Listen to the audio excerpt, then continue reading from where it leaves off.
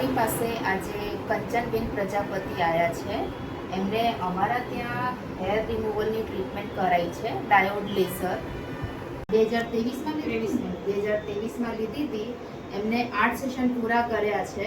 હવે આપણી પાસે જે છે એ લેટેસ્ટ મશીન છે, 3 વેવલેન્થની મશીન છે, એનાથી હેર રિમૂવ થાય છે. હવે એમને ટ્રીટમેન્ટ લીધી, 8 સેશન પૂરા કર્યા છે. એમને સાવ ગ્રોથ જતું રહ્યું છે. એ 2 વર્ષ પછી હવે આવ્યા છે. એમને 2 વર્ષથી લીધી જ નથી ટ્રીટમેન્ટ. એકદમ ગ્રોથ ઓછા થઈ ગયા છે. તમારું કેવું એક્સપિરિયન્સ છે?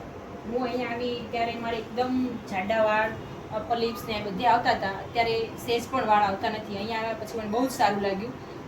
આ 1.5 વર્ષથી તો મેં એક પણ ટ્રીટમેન્ટ નહીં લીધી, તો બી મારા ચહેરા ઉપર એકદમ ગ્લો છે અને એકદમ સરસ છે. એના કારણે મેં થોડું વેટ લોસ પણ કર્યું છે. હા, એ તમને સરે એડવાઇસ કરી સરે મને એડવાઇસ કરી હતી કે થોડું વેટ લોસ કરજો, એનાથી શરીરના હોર્મોન્સ સંતુલન થઈ જાય. એટલે બધું જ રિઝલ્ટ મને ખૂબ જ સારું. એટલે ઓલ ઓવર તમને હવે ગ્રોથ આવતા જ નથી. આવતા જ નથી. આવે તો 2-5% કહેવાય, પણ એવું તો બધાને આવતું હોય. હવે કંચનબેન એમના રેફરન્સથી એમની બેનને પણ લાયા છે હેર રિમૂવલ ટ્રીટમેન્ટ માટે જ.